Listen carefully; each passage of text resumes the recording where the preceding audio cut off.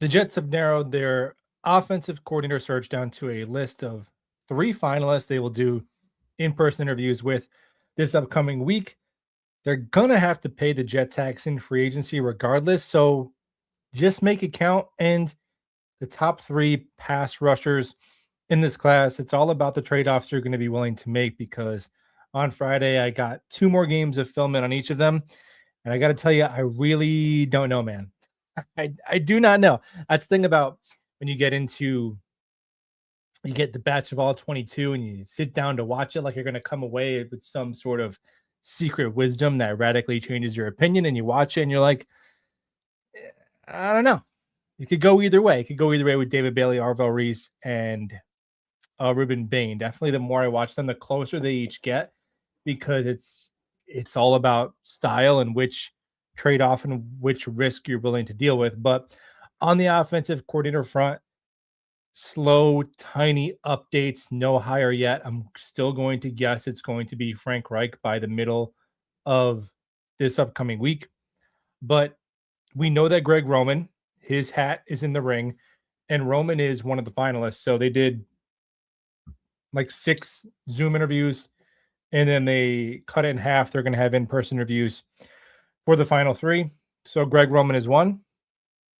I'm going to guess Frank Reich is the other, and Darrell Bevel is the one on the list that I'm going to wager is the third, because it seems to be that a criteria for this gig for the Jets is somebody who's called plays before, right? That's if they were going to hire somebody who didn't have play calling experience, then they probably just keep Tanner Engstrand.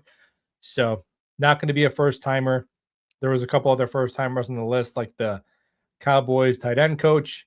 I'm not even saying he wouldn't be better. I have no idea, but it seems like they have a type, and their type is going to be somebody with play calling experience. So one of Roman, Wells, or Reich will probably be the OC. 48 hours from now, they'll probably make that official. Now they could offer these guys multiple spots. Like maybe they want to make Reich an OC and have one of the other guys be some sort of offensive assistant. Obviously, Roman would be fine as a run game coordinator because that's where he's made his bread and butter. That's what he's kind of known as if you have a mobile quarterback and you want to build your rushing offense around your quarterback being a big part of your rushing offense, that's kind of Greg Roman's forte. Every year as a play caller, besides the one with Justin Herbert, and it didn't go great with Herbert, obviously. So, it's a lot of mid retreads, call it what it is, but this is kind of the aisle we knew the Jets were going to be shopping in. I guess of the 3, I'd still want it to be Reich just because I think they're going to draft a quarterback high. So give me the guy who played quarterback and who did coach quarterbacks at one point, all things being equal, because, hey, if you don't like Ty Simpson at 16, I don't know how you're going to feel about Ty Simpson at 2, because I think there's a good chance of that. I'm not signing off on it. I'm just mentally preparing for the possibility that they take a quarterback in round 1 and they may not trust that he's going to be there at 16. So prepare your soul for that. Now, the jet tax is going to, when I think about this Jets approach to free agency, like they're going to have to most likely egregiously overpay this year, particularly if they want like offensive talent. Because look at Alec Pierce, who's in the thumbnail, right? And every team is signing Alec Pierce. Every single fan's mock off season. Alec Pierce is the perfect elixir to all of our offensive ails. He's young, he's durable, he's up and coming, he can stretch the field. Great. We love it. Sign Alec Pierce. But only one team gets to, and it will most likely be the Colts. So he probably won't maybe not even truly become a free agent. The only way you're getting him if you're the Jets, because at the time of when free agency starts, your quarterback 1 is going to be some Mariota variant, most likely. Is you have to pay him a lot more. You have to do the CJ Mosley thing where it's like, hey, you're offering 28 million a year. The next highest team is offering 24. So 4 million a year over a 4-year deal. You're offering, 15, 16 more million dollars in total than the next highest team. And he's like, shoot, man, I just got to go get the money. That's the reality of the top tier free agents and how it's going to be for the Jets. I got to say, I think if they're gonna just pick like two really massive needs and two really good fits that they know completely solve it. Not like, oh, here's Midi McMid over here, Midi McSchmitty, veteran McGee, and just piecemeal it out because they're gonna overpay for that too. They're gonna overpay for Midi McSchmid. So why not just overpay for like Alec Pierce and Devin Lloyd? Why not just say, boom, here's wide receiver between him and Garrett Wilson. You got two varied skill sets. You can generate the vast majority of your passing offense through both of these guys. Your young quarterback that's going to be drafted either this year or next year is going to step in having an awesome wide receiver duo that are both 25 years old.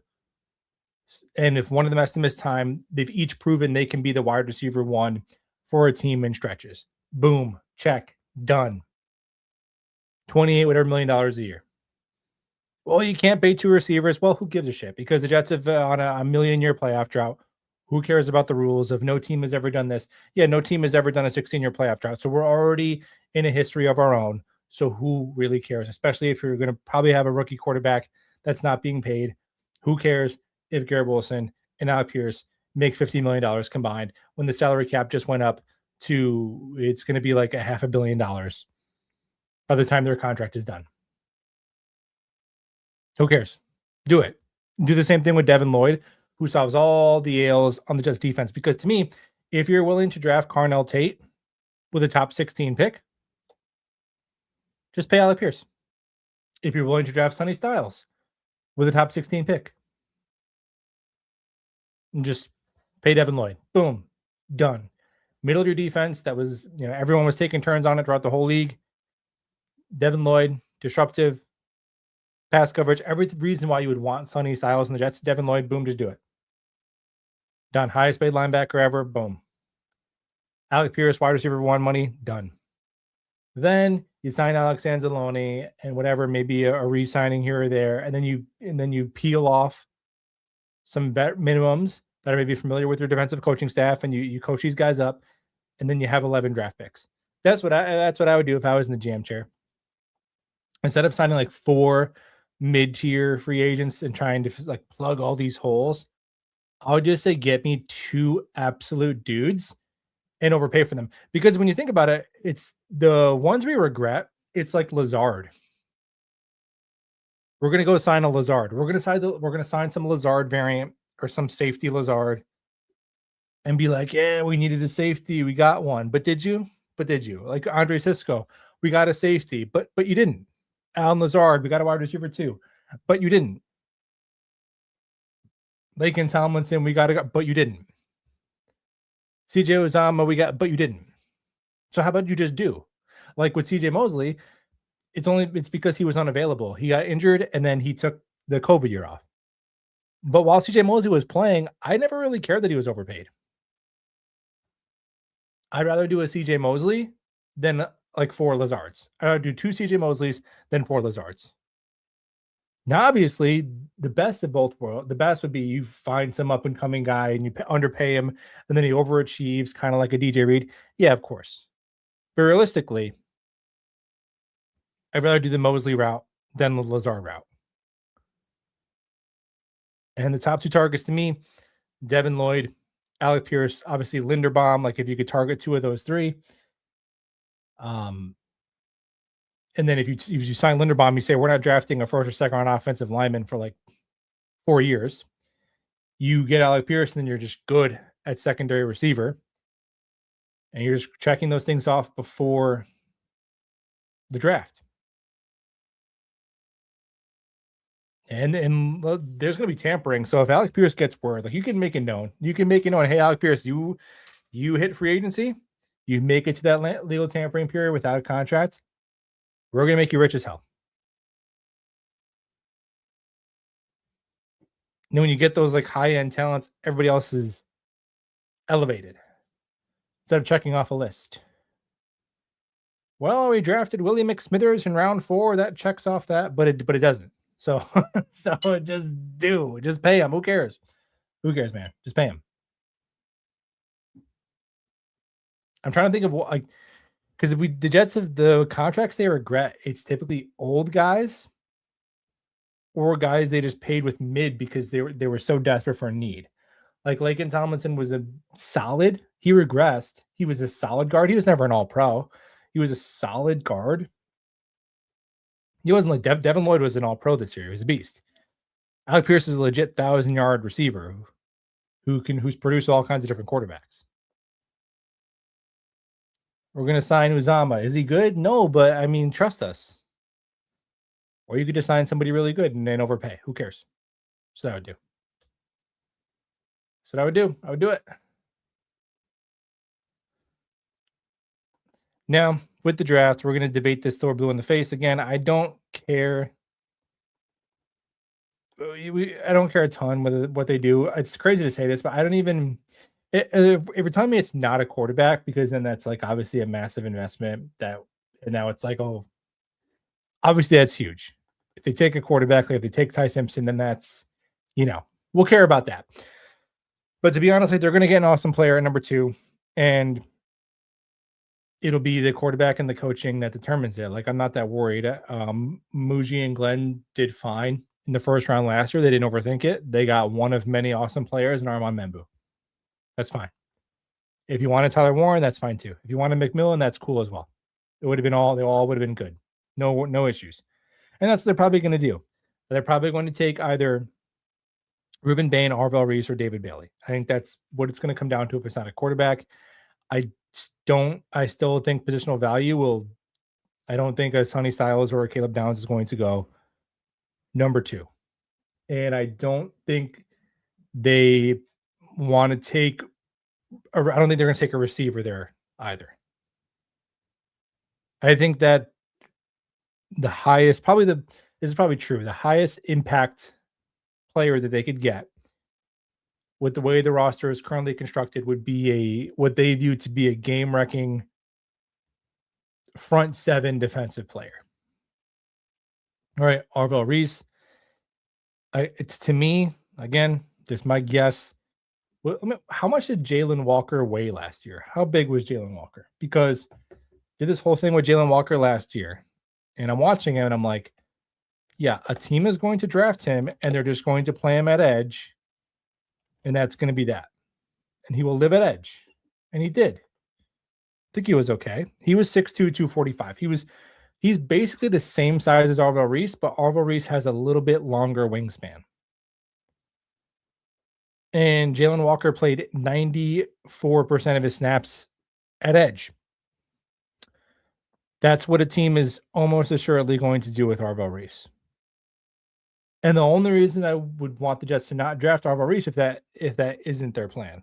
The plan of, it's crazy to say, because let's talk about the drawbacks between all 3 of them. Which risk are you willing to live with?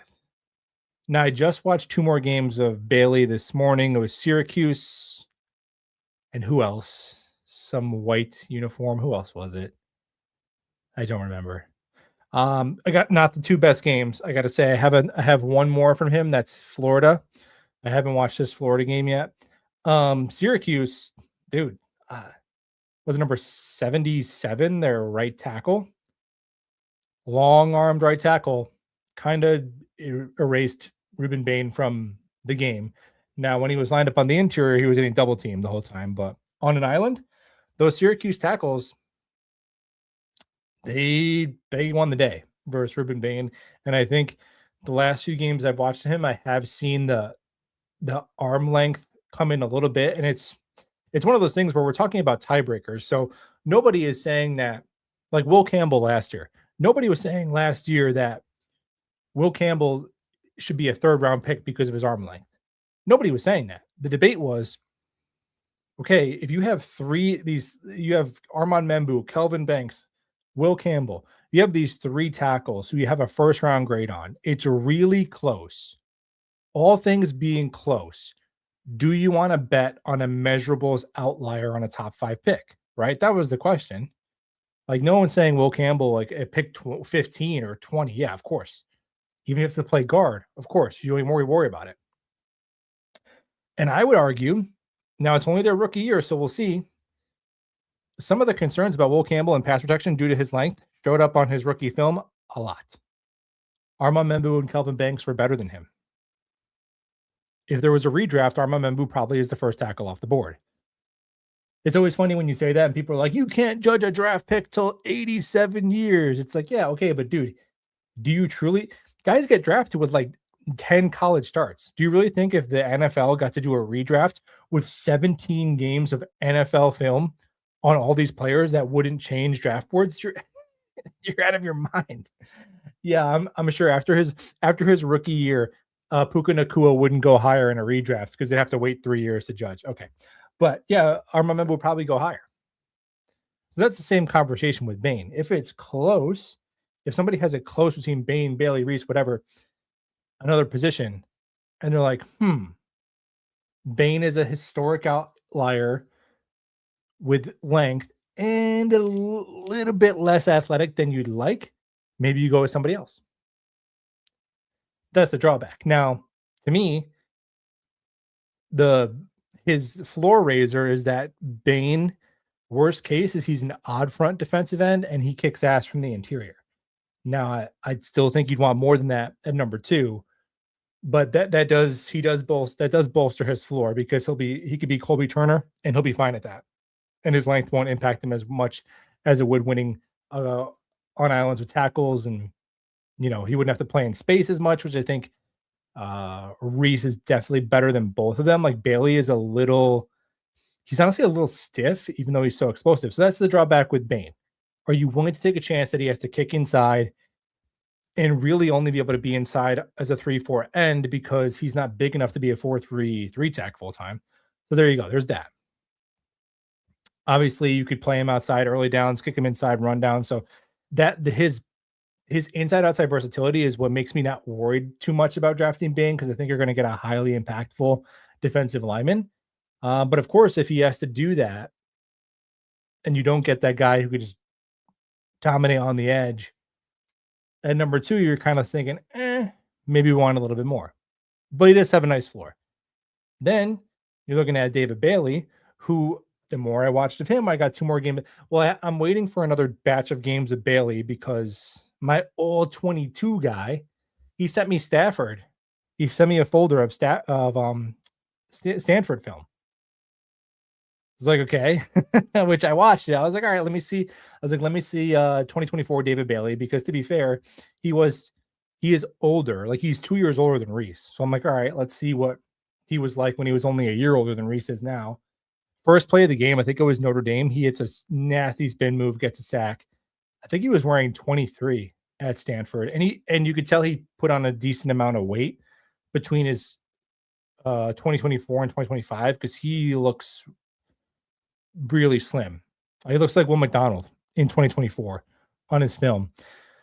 But yeah, so he's obviously got great get off. He's got better get off than Bane. He's more athletic than Bane. He has more pass rush moves than Bane, so he finishes better. He's not as strong as Bane. He doesn't have the alignment versatility like Bane does, and he's not as good of a run defender. And I do think his run defense to me is a little bit more worrisome than most, because it's such a fine line with an edge defender where you have to be just good enough. If you're just good enough, average, even below average against the run, where you can play 70+% of the snaps and it's fine. Like Hassan Reddick was, forget what he was in the Jets, but obviously for his career, a very good player, mid to below average run defender, but good enough to where he could stay on the field and, it wasn't a liability and he can go get the pass rusher. Nick Bonito is like that. But it's once you drop under a certain threshold, all of a sudden you're Will McDonald, you're Yannick Ngakoue, and it's like you're a liability. And now you're look at Yannick Ngakoue, it's like, wow, this guy gets 8, 10, 11 sacks every year. He's always a free agent. He never makes a lot of money because, like what you saw with McDonald, if a team can mitigate you against the run with a non-offensive lineman, yeah, that's going to be a problem. Teams don't do that to Bane. If you block Ruben Bane with a tight end, he's gonna blow up your play. I think at the NFL level, maybe like you could mitigate Bailey with a tight end, like with McDonald. The Bills sent Jackson Hawes was dog walking him all day. The Patriots had their wide receiver Mac Hollins crack down on McDonald to wash him out of run plays. So if you can be mitigated with a non-offensive lineman as an edge, it gives the other team so much ability to dictate personnel and just do whatever they want to. That's why those designated pass rush guys are less valuable than you'd think they would be. Like, wow, this guy rushes the passer. This is such a valuable, rare skill. But look at guys who are viewed as being designated pass rushers. Like Will McDonald was probably going to, if the Jets didn't take him, he probably goes to the end of round 1, early round 2. Donovan Ezaraku was like that last year, and he actually ended up being pretty good against the run as a rookie. Ezaraku and James Pierce, like their pass rush talents, they're like, oh, this is a top 15 pick, but they fall because there's that worry of if you're a DPR, then you're just not worthy of being, taken in the top half of round 1. And I think Bailey is not, like, he's definitely more powerful than McDonald was as last year in college. But there is a risk there. There's a risk there that he doesn't meet that threshold at the NFL level, because particularly watching his Stanford film, and it's like at Stanford, if he was drafted after that year, after his age, when he was 22, when he finished the year, he looked like a DPR. So it's like, are you a designated pass rusher that just had one more year against kids who are younger than you? Or are you, going to be a 3-down edge in the NFL? It's a question. I don't know. But his pass rush upside is so damn high. If they took him at number 2, I wouldn't begrudge them for it. I'd have some concerns about you playing him and McDonald at the same time. I'd wonder how that would work. So there's that. There's the risk for Bailey. Then you got Arvell Reese. And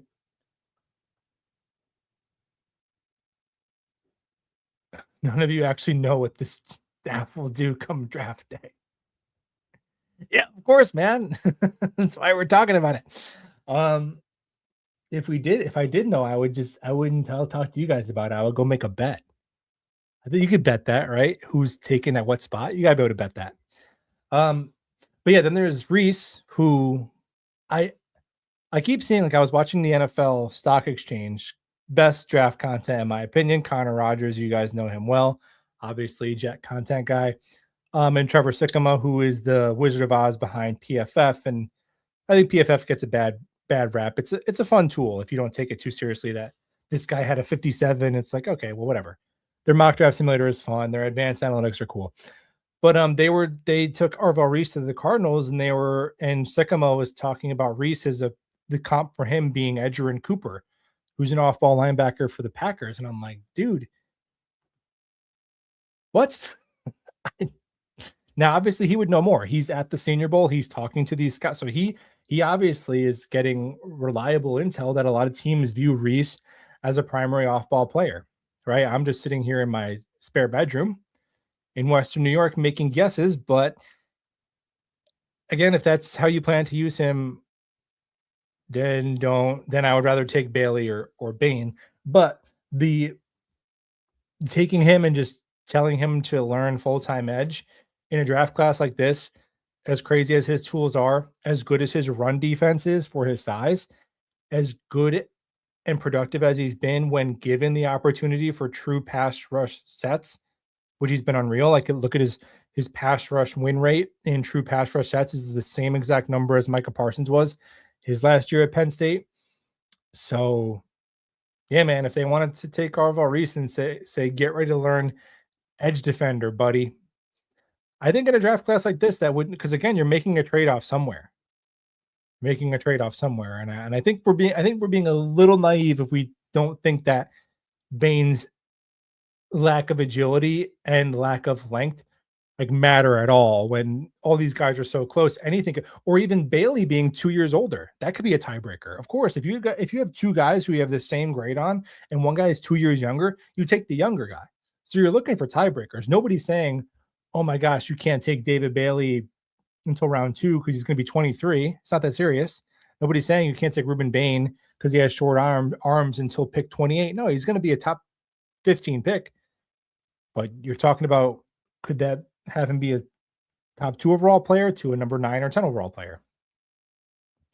Then obviously Reese, what position does he play? You don't have the proof of concept of him doing what I think you would want to ask him to do at the NFL level. You don't have that sample size. You'd like you do with Bailey.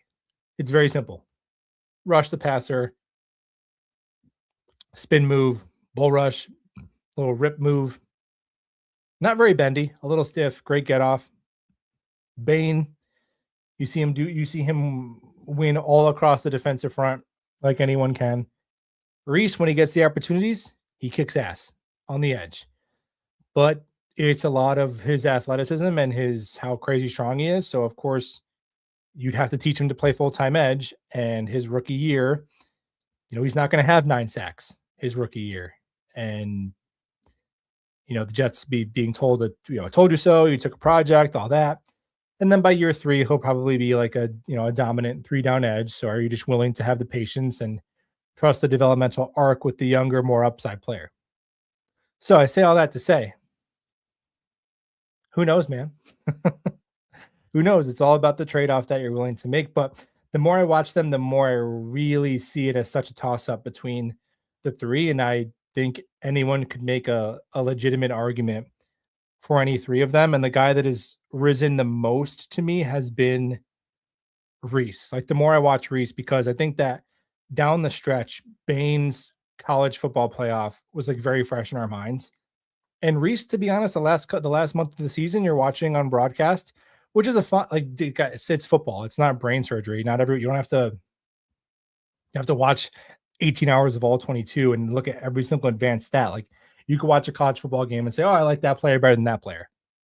It's not that serious, right? So I think a lot of Jet fans watch themselves some college football playoffs, and Ruben Bain was jumping off the screen and being dominant. And that should matter because that's when the stakes in competition was the highest. But when I went back and got a full sample of the whole season, like, Bain was like here and Reese was like here. And now they're like both, like, I'm like, man, it's really close. And then Bailey, he's right in there too. I don't think my opinion has changed on him because he's been pretty consistent from what I thought he would be watching him. But watch them just take Caleb Downs. They just take the safety. I don't think they're going to. I think they'll take one of those 3 if it's not a quarterback, which it could be. So.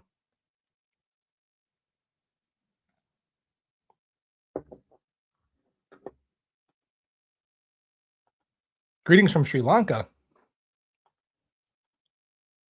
Sri Lanka, you are in the future.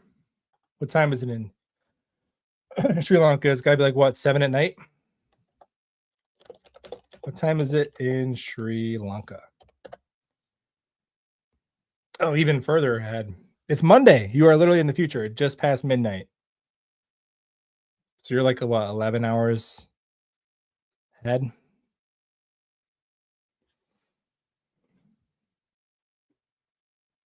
Cool, man. Gotta go to bed. Got work coming soon. UConn Jet Linderbaum will make any mid-left guard play better. Yeah, I mean, I kind of see free agency almost like the draft, where people would say, like, well, you can't pay this much money for a center, or you can't draft this guy that high. But it's like, yeah, if you're getting a great player, who really cares? It's so hard to get great players in free agency.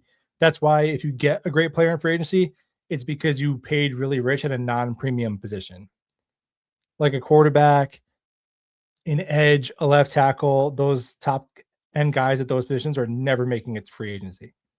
A center, a linebacker, like the Jaguars could say, we have a highly paid quarterback. Like, I don't know if we can pay an off-ball linebacker this much money, and like that's how you get Devin Lloyd, like how you got CJ Mosley, right? The Ravens could say, like, we can't pay a center that much.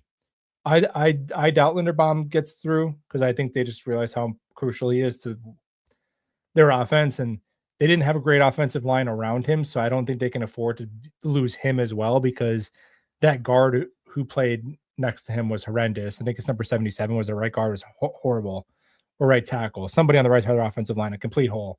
So I don't think they'll let a top offensive lineman go. But I think Pierce, if they view him as like, yeah, he's a wide receiver one, but he's not in the upper echelon of wide receiver ones who are, those guys who get the blank check. So those would be two guys where you could really cross off some crucial needs and know you're getting an excellent fit that's gonna do what you need him to do.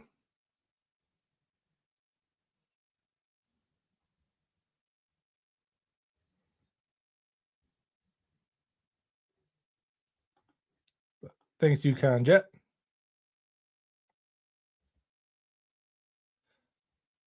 There's that one play where Reese had against Michigan State where he long arms the guard, then literally slaps him into the ground with the other arm, and it was effortless stuff. Yeah, it's dude. Yeah, Reese has been a riser. I was at the end of the college football playoff. I was kind of anti-Reese. But then I decided to have an educated opinion and watch him, and I'm like, all right, I get it. I do see it. I can't be contrarian on Reese anymore. He's really special, crazy kind of athlete.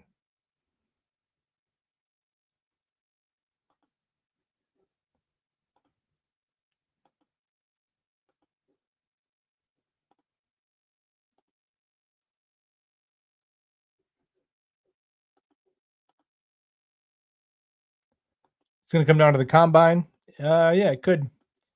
I like Reese over Bain. Reese checks 2 boxes: situational pass rusher and off-ball linebacker. Yeah, so not to split hairs, but I do think it's a significant difference. I view it as the opposite. I view him as an edge who can also do some off-ball linebacker stuff. Like there was a play where the Broncos and Bills playoff game where Nick Benito, who lives on the edge, vast majority of the time, for whatever reason, he was matched up against a running back in man coverage. Maybe he was like green dogging him and waiting to see if he was blitz in pass pro, and then he was going to blitz if he was, whatever. But then the running back runs a wheel route, and Benito he takes a step in because the running back did a little like fake, like he was going to be a pass pro, and then jetted out. And then the running back actually ran like a little out and up, so it was like the little step in, you're behind a step, then he does like a double move, and Benito stayed with the running back the whole way, like 35 yards down the field, and it was an incomplete pass, like blanket coverage, right? So that's the kind of stuff that Arvell Reese is so athletic that in a pinch, you need to do something weird like that, like you can do it, where you feel like the other team can't really match up hunt against him because he's so versatile. But I still think he should play 90% of his reps as a defensive lineman. And then like any other defensive lineman, like even like of course like TJ Watt. TJ Watt has been an outside linebacker, so 10% of the time he's in a hook zone. I'm not saying Reese is similar to Watt, but you get what I'm saying. Like all guys who play on the edge sometimes will drop in a hook zone, drop him in a spy. If it's 3rd and long, you're playing Josh Allen, you want him as a spy. Like you do some stuff like that, but 90% to me, edge, and tap into that athleticism and the pass rush potential. And then if he fails there and you have to move him to an off-ball linebacker and you feel like you got a really good off-ball linebacker who could sometimes blitz and stuff at number 2, let's be honest, that's kind of a bummer, but that's his floor. Where Bain's floor is the kicking inside.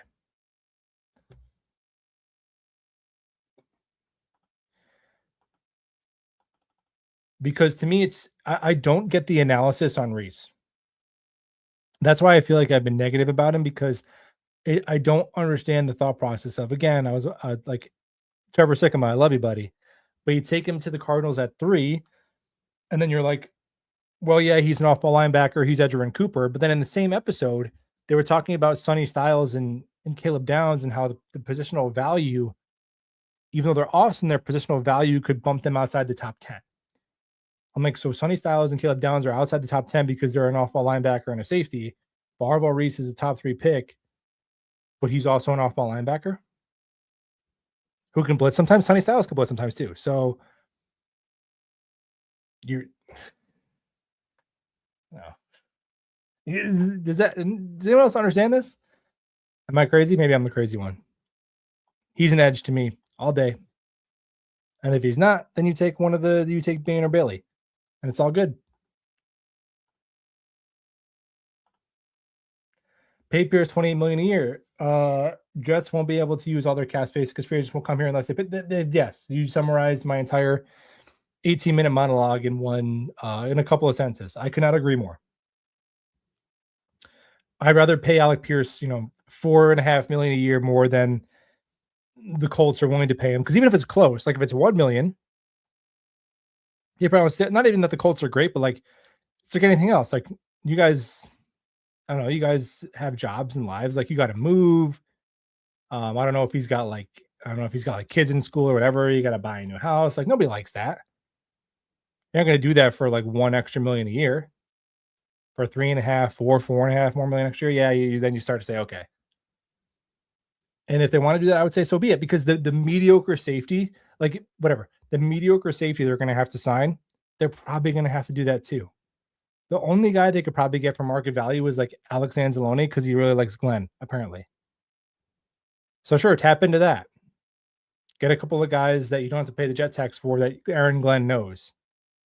But past that, like go get some dudes who can absolutely be massive difference makers for you and quote unquote overpay a little bit because you're going to overpay for the mid guys anyway.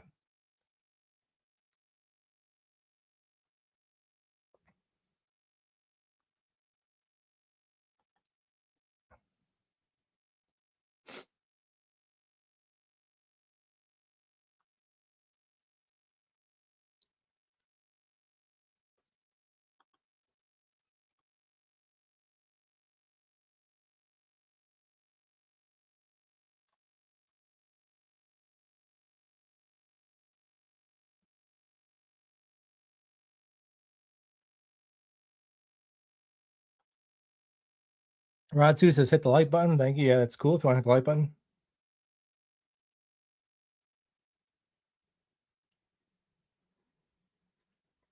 The Panthers signed a lot of good free agents. Yeah, the Panthers and Patriots are two teams that really did well for themselves in free agency and turned around some pretty bad teams in part. Although I don't know if Bryce Young is good. I thought he played pretty good in that playoff loss, to be honest. I thought that was, Stafford versus Young was not the biggest difference in that game, for sure.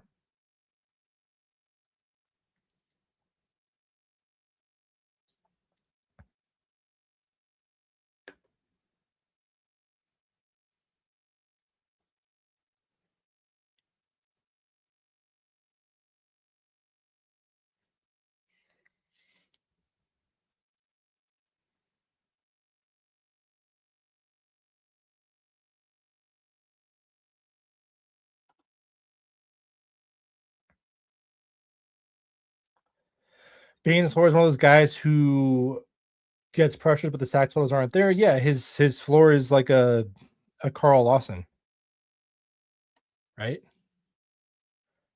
Bro, his pressures will turn into sacks, bro. No, they won't because he has minuscule arms and doesn't have the agility and awareness to finish. That's why he didn't get sacks. Now pressures are still valuable, but I still think Bane is like, more powerful and can play on the inside, unlike Lawson. But yeah, his floor as a full-time edge is probably Carl Lawson, who when healthy was still highly impactful.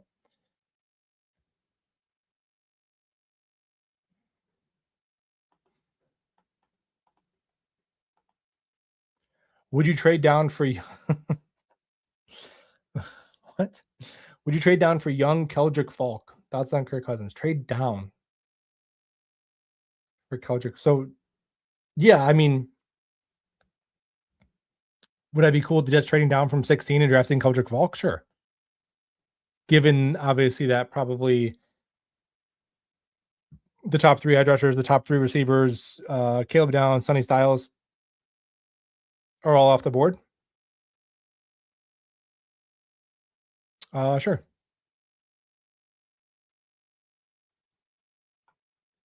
Trade down. Yeah, I think the Jets' best trade down opportunity is probably going to be at 33. You know, trade down from 2. I don't know who's trading up for a non-quarterback, and if somebody wants to trade up for Ty Simpson, God bless him. It's one thing to talk about taking Ty Simpson at 16. You know, we could talk about that. That may not be the worst idea. A team trading up to 2 to take Ty Simpson is probably out of their mind.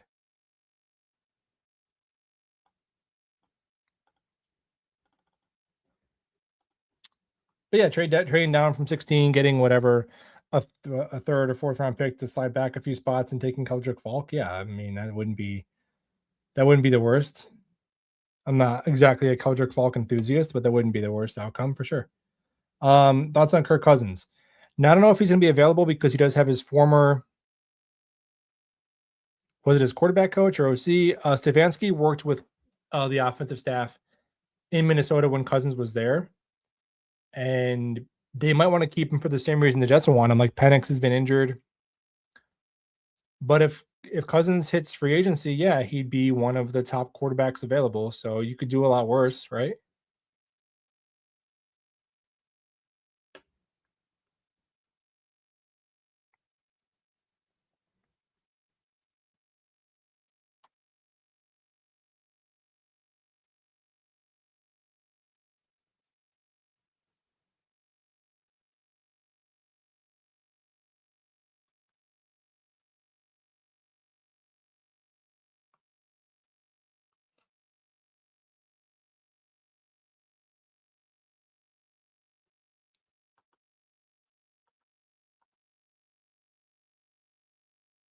Bain will be a good pro. I don't think anyone doubts that.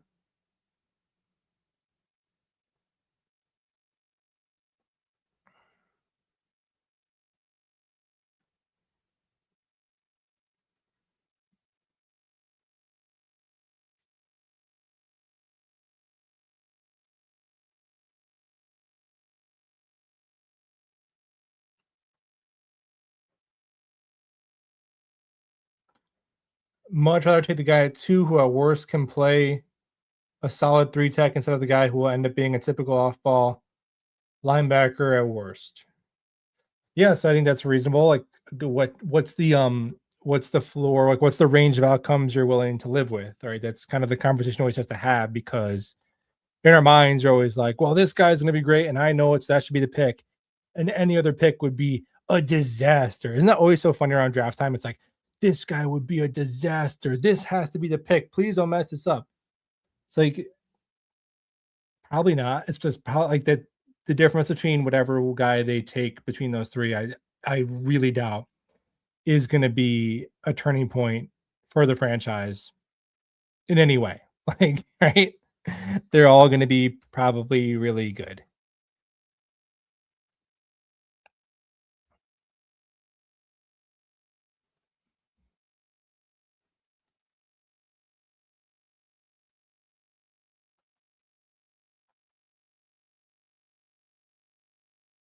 Have I spoken on Engstrand? Yeah, I mean, I don't know, man. He's the Falcons game pass game coordinator. So let's calm down a little bit with the like, well, Engstrand got a job. Like, yeah, dude, he's a pass game coordinator on a team whose head coach is calling the offensive plays. So really, the offensive coordinator is like an NPC, and he's like a second NPC. So it's almost like a demotion from what the job he had in Detroit because you're one further step removed from play calling. So let's calm down there. But yeah, I mean, I didn't come away from the season thinking, oh my gosh, Tanner Engstrand is terrible. I do think it's a little bit of a referendum on like, hey man, the whole discourse towards the end of the season was that you cannot judge a head coach because of quarterback, tank, sun was in our eyes, loud barking dog out back in the backyard, all that stuff. But then, all of a sudden, Tanner Engstrand is fired, and everyone's like, "Well, third and short was not good. Pass the offense is rated 29th." And to me, that's valid because if you're going to talk about sports, you have to be able to give some sort of opinion and come to some sort of conclusions even based on imperfect information and short sample sizes, or you can't talk about sports because then the whole discussion would be, well, we don't know. Who really knows, man? But all of a sudden, the who really knows bros, we can come to some sweeping conclusions pretty quickly on Steve Wilkes and Tanner Engstrand, but it's who really knows, bro, on the head coach. So that is kind of puzzling. So now it's all like, now, okay, you get two new hires. You picked an OC, you picked a DC, you picked a quarterback, strike one, strike two, strike three in pretty horrific fashion for all three. If you guys get fired after the first year, and one of them not even through the full first year, and your quarterback that got a 2-year deal can't even like barely makes it the bye week and then kind of semi quits on the team, that's pretty bad. So not ideal. That being said, them swapping Tanner Engstrand for most likely Frank Reich. I don't know if that is something that is like really worth celebrating or dooming about. It's like, yeah, okay. A young guy who has had some flaws and is probably kind of mid, versus an old guy who's been good at some point, was horrible recently, probably going to be kind of mid. They want experience because they're probably drafting a quarterback. Okay, that's fine. I don't think it. Again, I don't think it's a trajectory changer either way. It's really the quarterback and the head coach until this team. And you can chicken or the egg it. Does the quarterback have the coach? So he could have been above average, like Sam Darnold or whatever. Or some people are saying that with Saleh. Like if Saleh can get a quarterback, he'll be good. So we'll see. But obviously, you need to be above average, or at least average at both of those spots for anything else to really matter much. So hopefully Glenn can become average to above average, and hopefully they get a quarterback in here who's that. And really the only way to get that for a long period, for the long term, is the draft in the first or second round. Watched a little bit of Nussmeier, and he looks like Gardner Minshew to me. So I don't know, man. I just see backup traits in Nussmeier, to be honest. Like, he's tiny. The arm isn't great. He thinks he's a gunslinger, but doesn't have the tools to. He's not a great athlete. There's not really anyone playing on Sundays at a plus starter level who has his traits, because even Mayfield is bigger than him and has bigger hands than him, is more athletic than him, and has a way better arm than him. So like Timu Baker Mayfield, yeah, that's called Gardner Minshew, right? So do you want to draft Gardner Minshew with the 33rd overall pick? Probably not, but he's all right though. Like, he's not bad. I think he'll be an NFL quarterback for a good amount of time. But I just don't. If you're taking a guy in the first or second round, you really want it to be a guy who could be like a starter plus starter for you.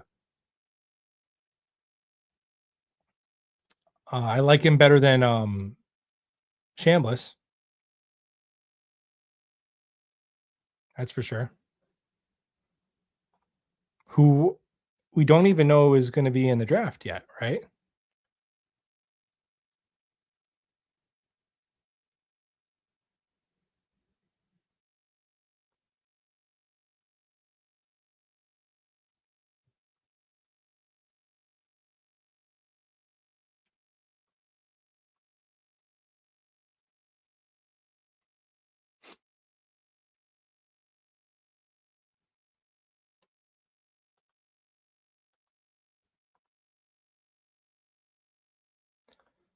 Do you see Reich and one of the other finalists teaming up? I would guess no. I'd be down for that. Like, if they hire Frank Reich as the OC and Greg Roman as the run game coordinator, I think you can make an argument that you might be bullish that the offensive staff like marginally improved, like got a little bit better than who. I don't even know who their run game coordinator is now. I think Steve Hyden, who's the offensive line coach, is also the run game coordinator.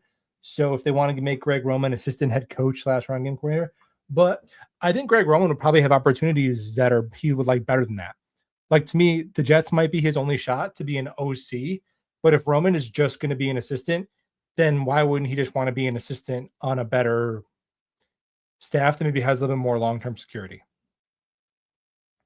So I don't predict that will be the case, that they'll get Reich and then Bevel or Roman will also be on the staff. It's not my prediction. Would I be down for it? Yeah, why not? Of course, sure. Greg Roman would be more than fine as a run game coordinator and just another voice in the room. He's had some innovative things offensively in his career that he's accomplished. Just probably not best suited to be the guy who's calling the plays.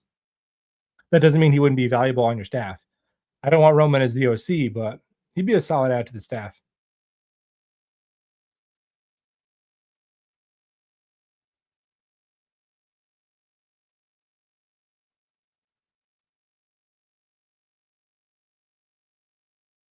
Yeah, solid to me, and dude, and I don't solid is one that I wouldn't, you know, I'm neutral towards. Am I rooting for him like I'm rooting for Sam in the playoffs? No, but I don't like I'm neutral towards Salah, like whatever. Not everything was his fault, but I also think he had a pretty good sample size and just had a lot of shortcomings that were on him that were outside of the quarterback and all that. But I watched his introductory presser and I'm like, man, this guy just hasn't learned a thing from his failures with the Jets, or at least the way he is articulating himself doesn't make it seem like he has. He was talking about same thing, play fast, play violent, and I'm like, dude, you have to play with a schematic advantage. That's how you have to play. Never brought that up. That's why like these coaches that have defensive coordinator brain. We're gonna play hard. We're gonna play our brand of football. We're gonna play like, yeah, obviously you do that, but you got to play with a schematic advantage. That's how you have to play. But yeah, and Salah was said that he felt like this the guy who did challenges and timeouts as a head coach of the Jets. He's like, yeah, during the games because they didn't call defensive plays, I was basically the timeout and challenge guy. And obviously he's being tongue in cheek there a little bit, but it's like, dude, that's all you did. You couldn't think of a different way you could have been useful in 3.5 years. You couldn't figure out a different way to either start calling plays if that's how you felt, or do anything else to be useful on game day. You admitted he literally said, "I felt like I was a fan watching the game." 3.5 years as a head coach, and he couldn't find a way to feel like he was impacting the game on game day. That would be horrifying to me if I was a Titans fan. That's insane. It's insane to admit that.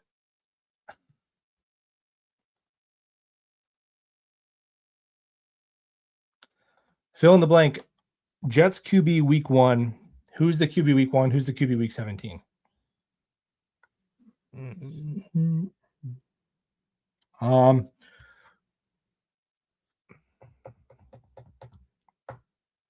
Week 1, Kirk Cousins. Week 17, Ty Simpson.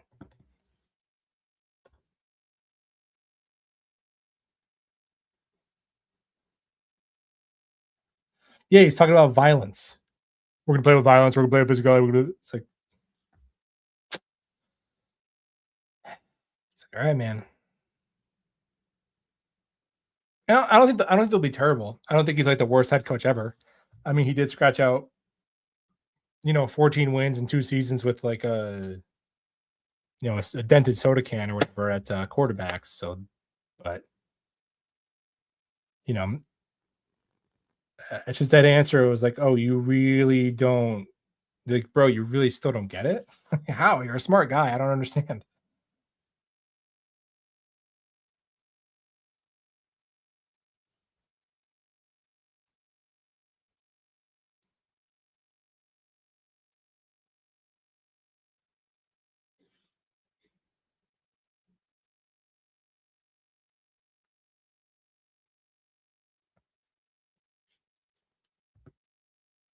Lots of noise about Alex Anzalone.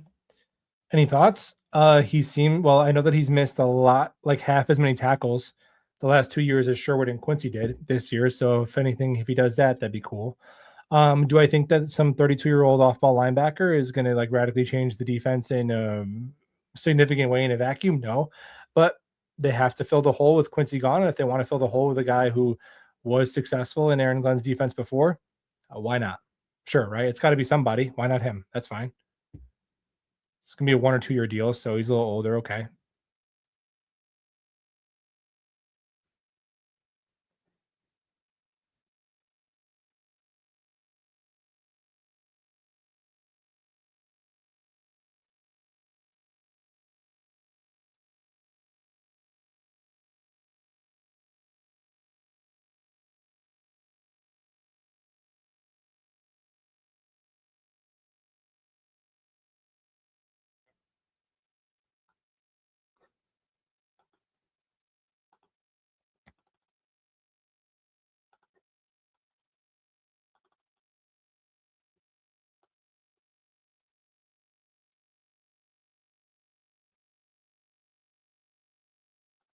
Is there a world where Jets take Ty Simpson number 2 overall to prevent him going from the Rams, Dolphins, Rams, Browns?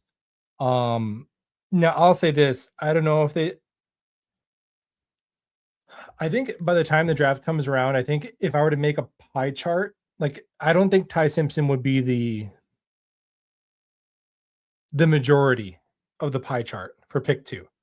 But he could be the plurality. He could have the biggest chunk of pie because the difference between Bain, Reese, or Bailey is like they're kind of taking votes away from each other in a sense.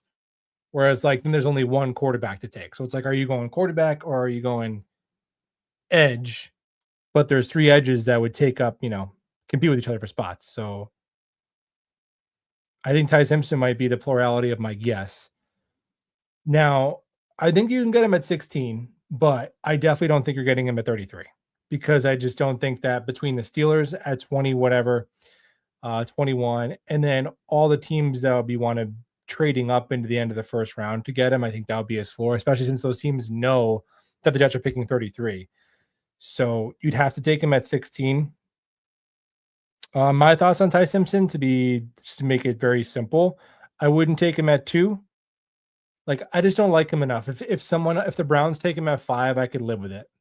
If he's there at 16, I think you would consider it, to be honest, relative to the rest to the Peter Woods of it all. I think you consider it. At 2, I just think there's going to be a really highly impactful player that you'd rather want where the trade-off isn't worth it to me.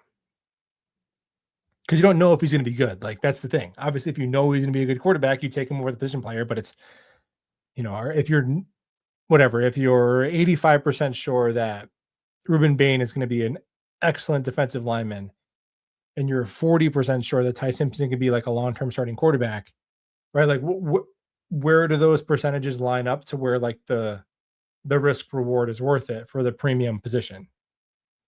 I'd say not at 2 for me with Ty Simpson, but maybe at 16, maybe. They take him at 16. Instead of taking a guard or Kendrick Falk, I'll be like, okay, cool.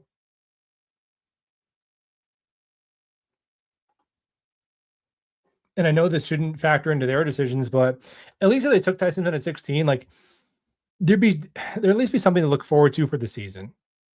Because man, if Ty Simpson goes out there and they play him 10 games and in 10 games he has 12 touchdowns and 7 picks and completes 65% of his passes for over 7 yards per attempt and looks like a normal quarterback, looks like Shark or Dart, where they're like, oh, it's like he could play a little bit. That is probably the most exciting thing that could happen from this Jet season. So at least there'd be a chance of ending the season feeling like, wow, we might have something at the quarterback position. Ty Simpson offers that. Now, again, does that mean you take a quarterback just for that? No. But from a fan perspective, you'd be like, okay, at least we got something to kind of tune in for here,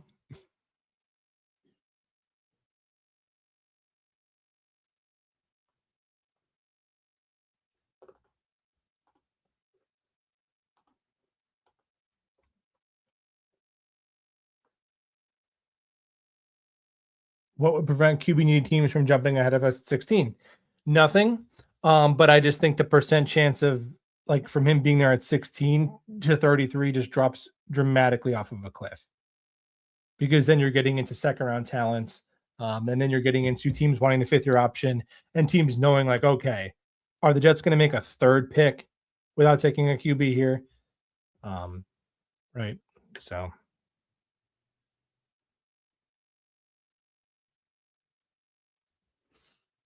if Ty is there at 16, I think you have to draft him. Yeah, I think honestly, he was my 11th player when I did my rankings. Who I don't know now, man. It's like so tough because Bailey, Bain, and Reese to me are really on a top tier. I don't love Tate enough to take him at 2, but I don't hate taking a receiver at 2 in general. I don't think Tate. I think Mekhi Lemon is wide receiver 1. I don't think he's going to. So I think if they were to take a receiver, they probably take Tate, and I don't quite love him at Tate at 2. Problem is like there's no receivers I think I'm going to like at 16. So if they wanted to say screw it, we're going to get the receiver at 2, and we feel confident there's going to be a highly impactful defensive player at 16, that math would kind of check as well. But then the defensive players are better at 2 than the receivers. So how do you? That's where the trade up becomes interesting. Taking an Arvell Reese at 2, trading up for Mekhi Lemon at 10 or 11. That's intriguing. But part of me, the trade down, the reason why I don't like the trade up, I get it. I wouldn't be mad at it. I'd be actually, dude, if I would be excited if they came away with one of those game wrecking edge players, end of Lemon or Tate. I'd be stoked. But part of me just feels like, damn it, can you just draft a freaking normal receiver in round 2? Like all these teams seem to figure out how to do. You can't draft a number 2 receiver at pick 33 that can come in and be productive right away and be a very solid compliment to Garrett Wilson. You got to give up a top 45 pick because you can't figure out how to get a receiver outside the first round. Like, that's how I kind of feel. Like if they can't draft a good receiver at pick 33, then they should be fired. Like figure it out at some point, man. Come on, figure it out. It's a cop out. And also the trade up for non-quarterbacks team tend to age pretty horrifically for the team that's trading up. I would get it. I would be stoked about it. But part of me is like, damn it, just pick 33 is a high pick. You can't pick a good receiver there. Come on.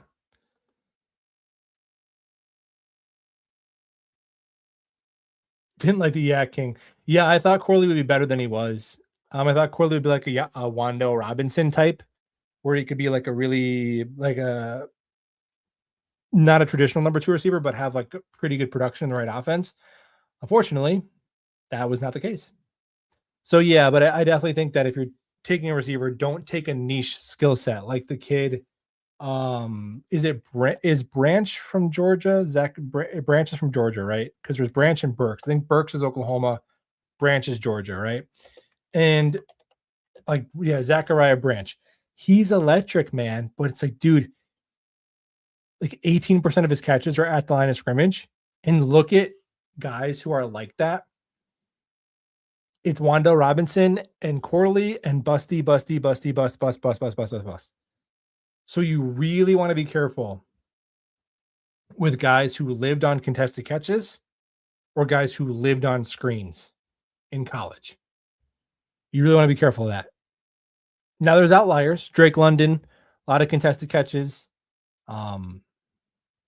Zay Flowers, he got a lot of screen work. He worked out fine. There's outliers, but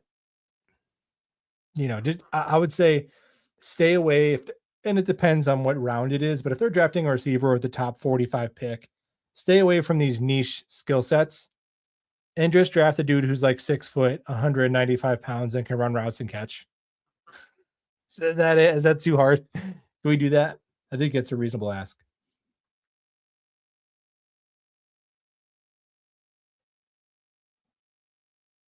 What's your pseudo realistic Madden trade scenario? Trade back up for 16 and get Reese and Lemon announced. That's more realistic than trading back, because trading up you get to be the buyer. It's easier to mock being a buyer than creating a buyer out of thin air. So yeah, that would be the most realistic one. Either trading back from 33 and getting an extra like mid-round pick or something, or trading up from 16 into 10 or 11 and coming away with one of the top 2 receivers.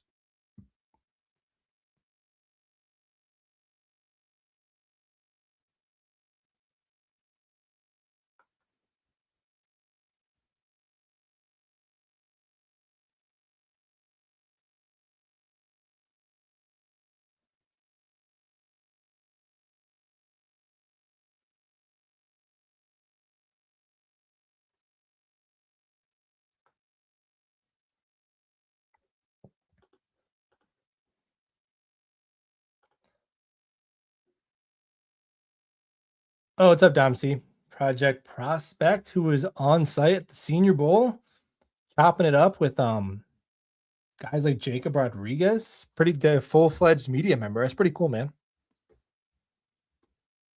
There's not anyone down there, huh, Dom?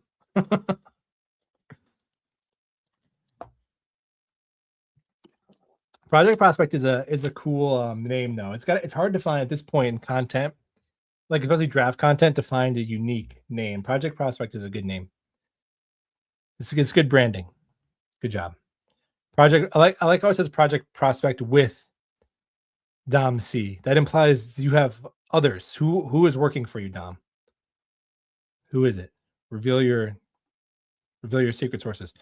Talking Jets year round is tough sledding. Go get a cup of coffee from Tim Hortons, by the way. I appreciate it, man. That would get me 2 cups of coffee at Tim Hortons because I went down to the. So I am a typical millennial in the sense that, and I am very frugal. I'm a very frugal person in general. Like I'll give you an example. My cell phone, which is some crappy Android that I don't even know the name brand of it. It was one of those ones where Cricket, it'll give you a phone for like $1 if you switch your plan or whatever. So it's like $1 phone, whatever. And the charging port on it has been broken for a year, so I can only charge it if it's on one of those little charging pads. And there's been times where I've been like out or I forgot my little pad at like work and I have to like look around at work. Like, does anyone have like a wireless charging pad for an Android? And they're like, first of all, we have an iPhone. Second of all, what is wrong with you? Get a new phone. Like, can we help? Do we need to go fund me? I'm like, no, I'm fine. I'm not starving.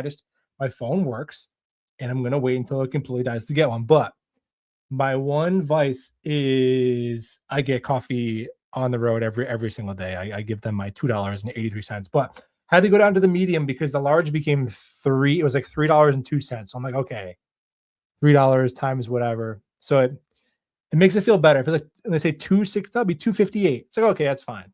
But like 3.02 is crazy. 3.02 a morning is crazy. 2.58 is fine. That's how my brain processes it. So yes, that will give me 2 medium black cups of coffee at Tim Hortons, which is not as good as Dunkin' Donuts. But the problem with Dunkin' Donuts is nobody works there ever. Tim Hortons, when you go through Tim Hortons, like you are on the clock. Like you better be ready because they will be ready. They'll have your coffee. You don't have your card. You're fumbling around. They're like, there's a sense of urgency at Tim Hortons. At Dunkin' Donuts, it's like they're almost surprised. Like you pull up and they're like, yeah, can we help you? That's like customer service now. You go into a place and they're like shocked that you are there to patron their business. They're like, yeah, I guess we could make a cup of coffee if you really want us to. It's like, what? Yeah, that's how it is now. Ever since COVID. Now you get people who like someone who's like ringing you, like helping you, but they have an ear pod in. It's like you can't even help me without listening to a podcast. Maybe it's my podcast. Then it would be okay. Anyway. Thank you, Dom. I know. $3. I know, dude. 7-Eleven's coffee is not bad. It's not bad for what it is. Because I used to get 7-Eleven coffee, back before I could level up to $2 coffee. But it used to be 99 cents for any size. It was not bad. McDonald's coffee is horrific because I think they also have 99 cents for any size. Terrible. 7-Eleven coffee is honestly not that bad. Now, the mystery meat that's spinning in the turnstile there with like the grease condensation on the glass, I probably would not recommend eating that if you could avoid it. But the coffee is really not that bad for what it is.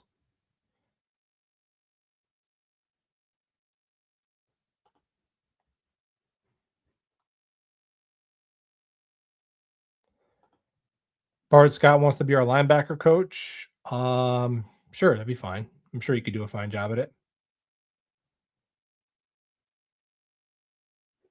Chris Brazzell, Surratt, Elijah Surratt, Jeremy Bernard. Who's Hurst? I don't even know who Hurst is. Wide receiver Hurst. Ted Hurst. Oh, that was the dude who was cooking at the Senior Bowl, right? The long, lanky, fast guy. Okay. Yeah, that's what I'm saying, man. You can find one of those guys in the second round, probably be fine, right?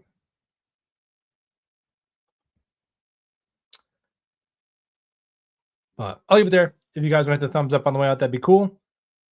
And we will talk Jets football soon.